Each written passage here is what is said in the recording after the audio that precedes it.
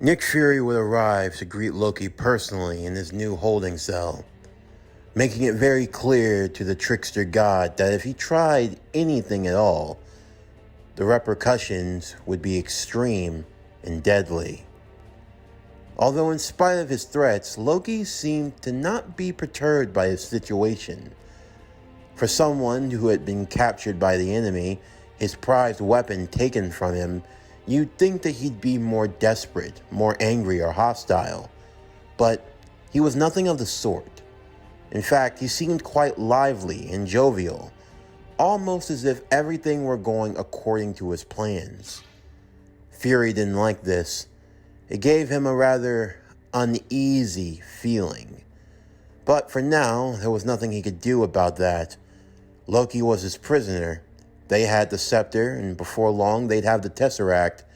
Everything would be restored, and with the recent developments, it seemed like their ranks were only growing even further. That was another thing that worried Fury. A whole lot of combustible elements all being brought together under one roof. The outcome was still to be determined. In the meantime, Dr. Banner, who was still looking for the Tesseract, was getting help from the two most unlikeliest of sources. It came in the form of tiny little gray alien men. One, a rather short, round, and stubbied individual known as Dribba, and the one, a much more taller and skinnier, dressed like a auto mechanic individual by the name of Blukik. They were both Galvans, both in similarity to the alien race of the head Galvan himself, Azimuth, the creator of the Omnitrix, and the famed alien used by Ben Tennyson, known as Grey Matter. Of course, for both Dribba and Blukik, they had been working with S.H.I.E.L.D. since the late 60s, although for human years, compared to theirs, it was nothing more but a brief stint more than anything else. They'd seen their fair share of adventures and things that were out of this world. And then there was that popular superhero team from the 60s also. It was like a four-man team. It was like some scientist, his wife, the wife's younger brother, and the scientist's old-time friend. They were four astronauts who went out in space and got hit by cosmic rays and developed strange and otherworldly abilities, although sadly they disappeared in some freak accident and have been lost to the sands of time. The 70s and the 80s were rather quiet for the most part, but then business started picking back up sometime in the 90s when that Kree girl arrived. And then there was that whole incident with the Skrulls before Fury took over S.H.I.E.L.D. Then there was the incident with Ben, of course, but that was in the mid-2000s when the Omnitrix first arrived to Earth. And then all the fun stuff had just been picking up since then. One incident after another. Strange and now even more superpowered beings were starting to make their way into the world, and it was also hard to keep up with. But for now, for both Dribba and Blukik, they were focused primarily on helping Dr. Banner locate the Tesseract. But it left Blukik rather perturbed. You know, Dribba, there's something about this that just ain't right. What are you talking about, Blukik? I think we're making pretty good progress. I mean, so far we haven't found anything in the southern hemisphere, but that only narrows down our options. That's not what I'm talking about. I mean, really think about it for a moment. Haven't you heard Dr. Azimuth talking about the Tesseract? I mean, he's mentioned it on occasions, saying that it's just some crazy powerful artifact.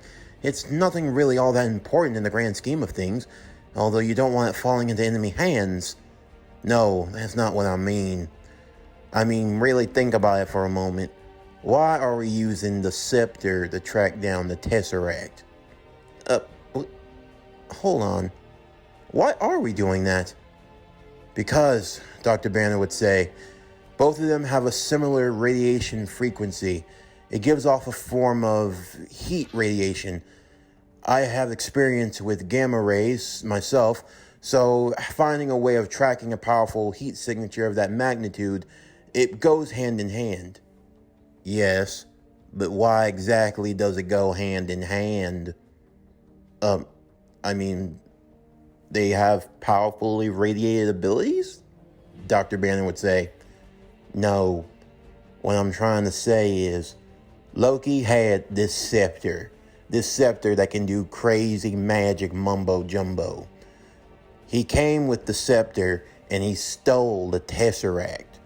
But the issue with that is, why are the Tesseract and the scepter connected? What? Dr. Banner was stumped. He never even thought about that.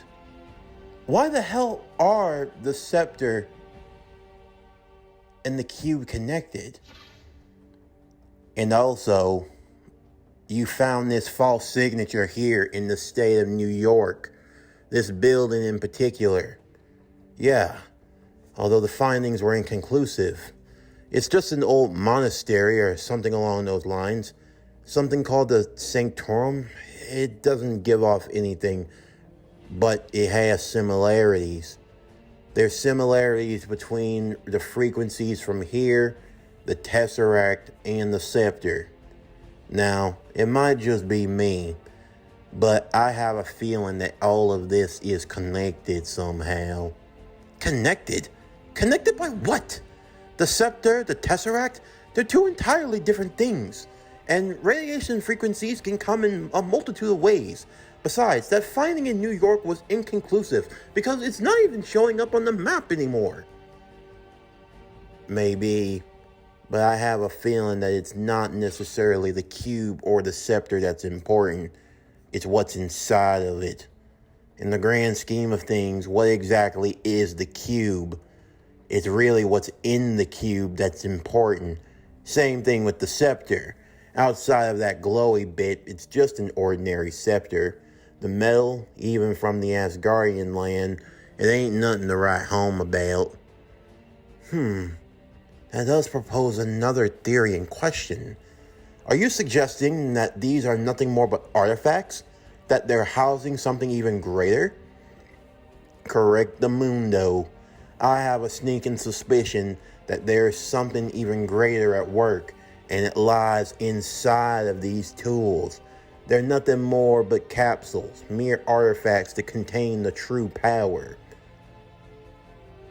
Now Dr. Banner's mind was starting to race. Was there more to the Tesseract? More to Loki's scepter? More to all of this than they had originally first thought? What was there?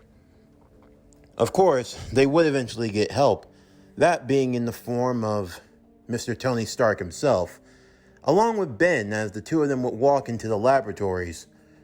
In the meantime, Thor was explaining the situation on the other front, Loki's plans of using the Chitauri, an army that he hoped would be used to invade Earth. The Chitauri? Dribba would say. A bunch of mindless drones, Beluga would add in.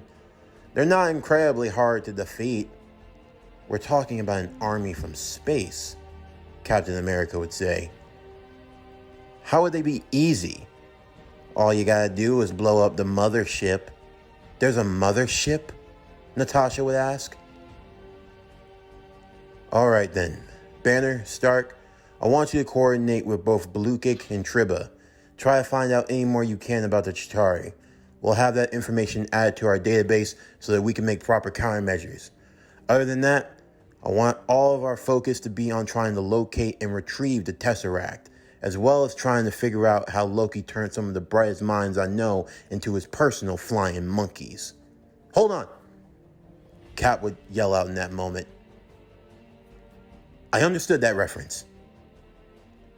In the meantime, Tony was regaling with Ben about his experiences transforming into different aliens, trying to gauge what it was like and the experiences he'd had. I'd seen some of your stuff and your work. I gotta say, having your genetic code entirely rewritten, that's tech far out even from me. And besides the point, that alien you used, what was it? It's called Upgrade. I can't really think of his proper alien name at the moment, but has the ability to upgrade technology, yes. My suit, it's been entirely overhauled. It's been increased to maximum capacity and exceeded that by over 500%. You know, if you ever get a chance, you should come by Stark Tower. I'd love to explore even more what you're capable of doing. And how better yet that I could use that even to my own armors. Of course, for Ben, he had no problem with this. The fact that the famed Iron Man was even giving him the time of day was more than enough. Not wanting to just louse around and not do anything, Ben would transform into gray matter, his Galvan state as well, and would join in the efforts of trying to locate the Tesseract. However, not everything was going as it seemed. While Natasha Romanoff was going to interrogate Loki, there was also another matter. It all started when the laboratory, when Tony would accidentally prod Bruce in the side. Kat would see this and immediately get worried, knowing that if Banner got triggered, then it could lead to complete disaster for everyone on board. Although Tony's nonchalant attitude wasn't really helping with the situation at all.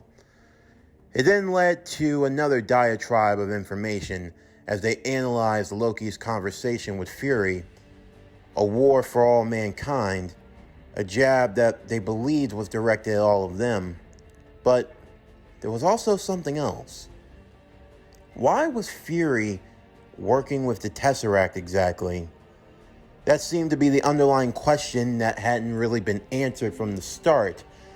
For something as powerful as the Tesseract was, you'd think that he'd have gotten them involved even sooner.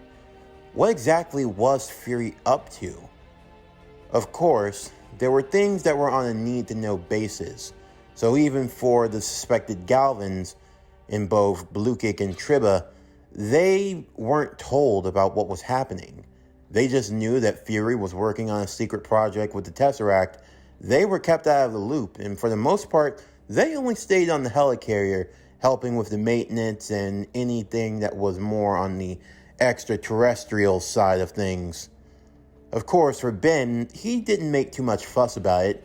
He'd known Fury, at least since he was 10 years old, and sure, the guy could be pretty scary and was way too serious at times, but in the end, he always had their best interest at heart. Tony would simply shake his head at this. That's a naive way of looking at it, kid. Whatever he's got planned, I'm pretty sure it involves you too. Planned? What could Fury possibly have planned? Kid, Fury's a lot of things, but he's the spy. His secrets have secrets. And once Jarvis is done decoding them, I'm going to figure out what they all are. Yep, I've had Jarvis running in the background since I came on board. And you wonder why he doesn't trust you, Cap would say. What? You're just going to blindly follow everyone that gives you an order, Cap? Don't you ever think for yourself? I think about what's good for the team. Right now, we need to stay focused. Loki's trying to play divide and conquer. If we allow him to wind us up, he's going to succeed. And it could be the end of everything as we know it. Let's just focus on finding the Tesseract, okay? Of course, even for Captain, he had his own sneaking suspicions about Fury as well. What had S.H.I.E.L.D. become? What exactly was S.H.I.E.L.D. up to, and what were they hiding? There was always another work at play, and for Natasha Romanoff, she was getting to the bottom of it. In one way or another, everyone on that ship felt rather uneasy. It was like a powder keg that was set to go off at any moment. You just didn't know what was going to spark that explosion. It seemed as though everything were going according to someone's plan. Like all of this was supposed to happen for a reason. No one knew exactly why. Well, perhaps one. The one person that was supposed to be a prisoner. For Natasha Romanoff, getting the information out of Loki wasn't as easy as she would have thought. But despite his genius, everyone has a tendency to monologue, and when they do, things start slipping up. So, once she figured out that whatever Loki's play was, and that it involved using the Hulk, she immediately called for everyone to be gathered together all at once. And it was then that the embers were starting to spark. It began with Fury walking into the room. He had now been made aware of what Stark was up to, trying to figure out why they weren't just focused on locating the Tesseract. But Tony was more interested in Phase 2. What exactly was Phase 2?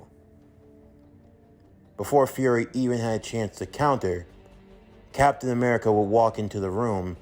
He'd done some digging around as well, and he found some stuff from his past. S.H.I.E.L.D's planning to make weapons. We were just trying to find anything that was already connected to the Tesseract, Cap. It does not mean, but I'm sorry, what were you lying about? And just as quickly, Tony showed the monitor for the designs for the new weapons plans that were being put into effect to be powered by the Tesseract itself. One by one, the situation started to get dicier and dicier as Natasha wanted to get Banner out of there, escorted to a cell just in case, although for Banner he knew it would be pointless. You built it in case you needed to kill me. Believe me, I've tried, but you can't. I got desperate. Really desperate. I didn't feel I had a way out. I put a gun in my mouth and I pulled the trigger and the other guy spit it out.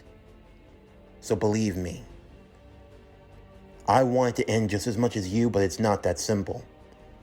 But what I really want to know is, why is S.H.I.E.L.D. using the Tesseract to make weapons? Everyone turned to look at Fury. Because of him, he pointed at Thor. Because of you, he pointed at Banner. Especially because of you, he pointed at Tony. He only looked at Ben, but he didn't want to say anything. But Tony said as well. And the kid. Don't act like this doesn't involve him. Huh? Ben would say. What are you talking about?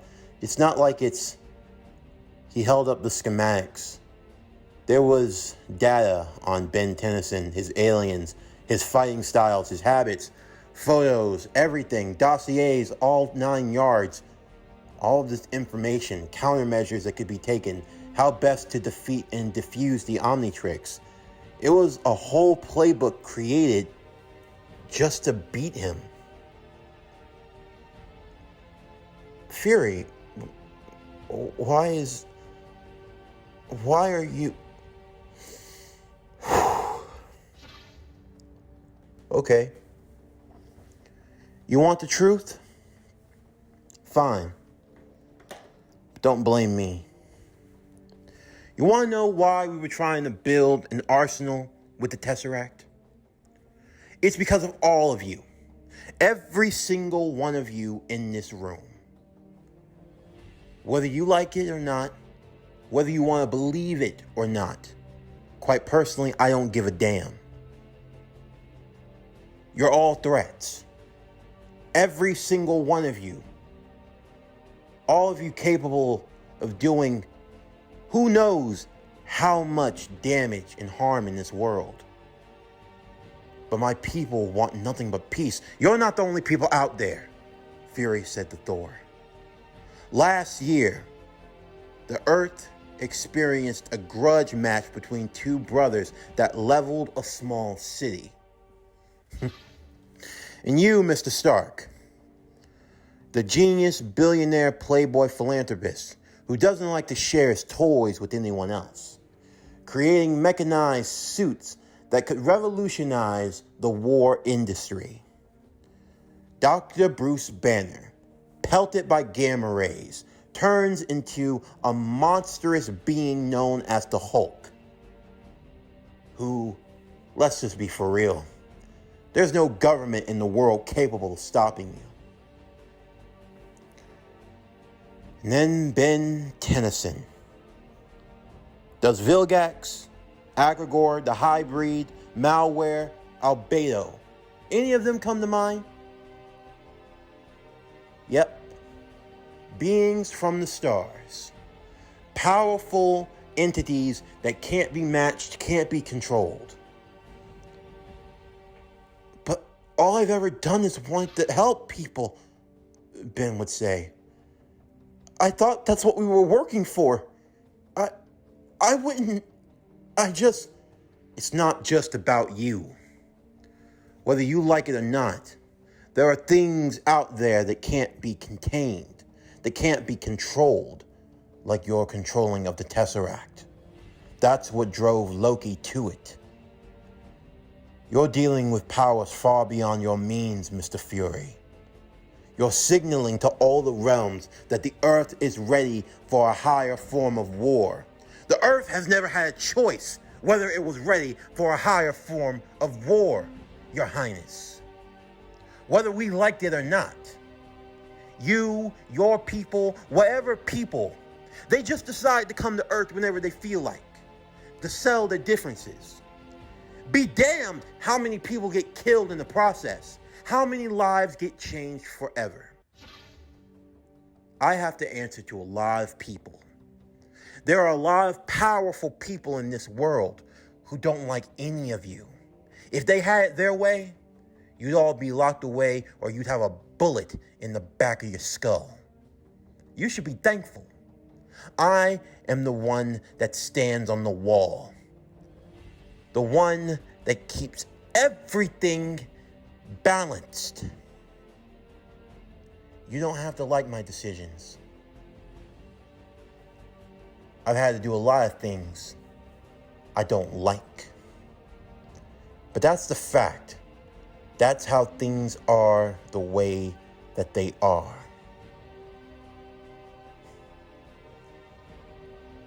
Ends justify the means, Banner would say. You know, I should have known better. I should have known better than to get involved in this. You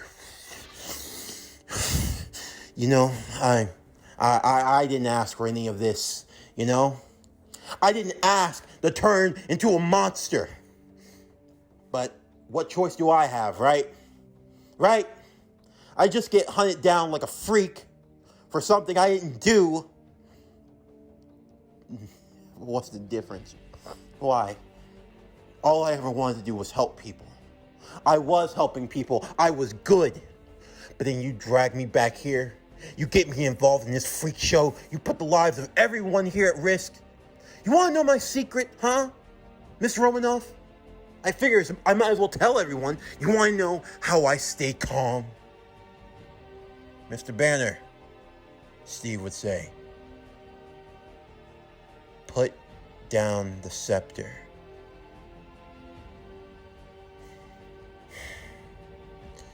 Sorry, kids. Guess you don't get to see my party trick after all.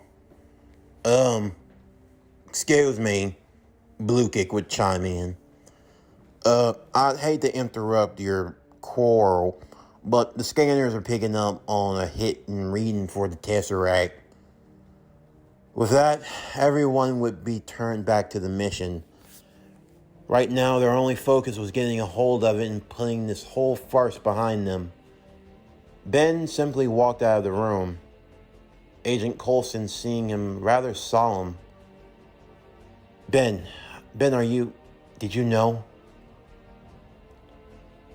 Did you know?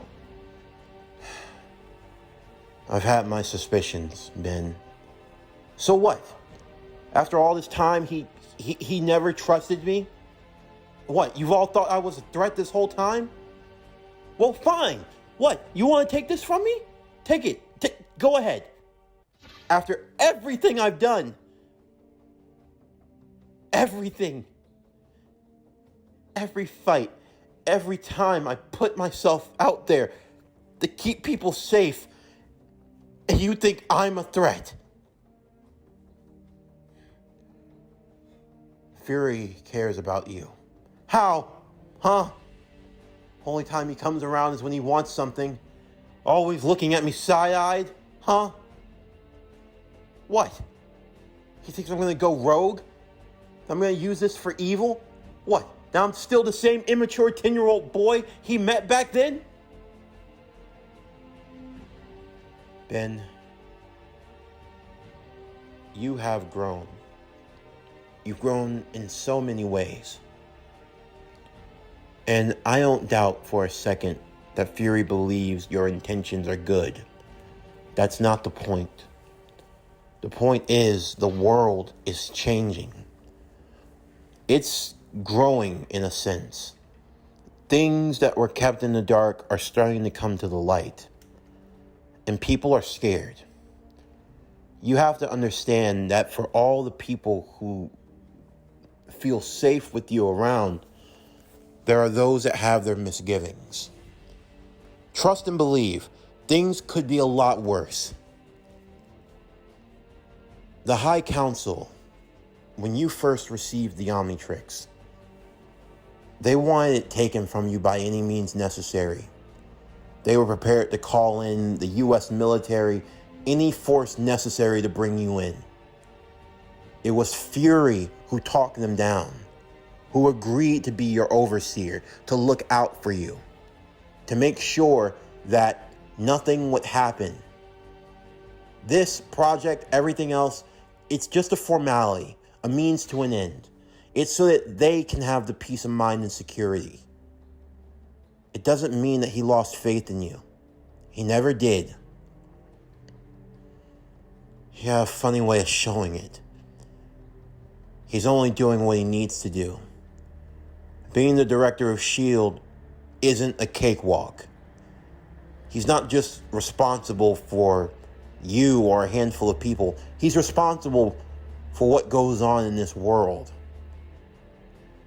To be the director of S.H.I.E.L.D., you serve as the man on the wall. The man that stands between mankind's salvation and its destruction. And you have to make a lot of decisions that aren't so easy. I'm not saying you have to like it. And I'm not even saying that it has to be justified. But just try to understand his position. At that moment, the ship would begin to rock and shake. The emergency alarms would begin to go off. The sounds of impending invasion. Loki simply smiled in his cell because he knew what that meant. It meant that everything was going according to plan, and that soon he would have his war.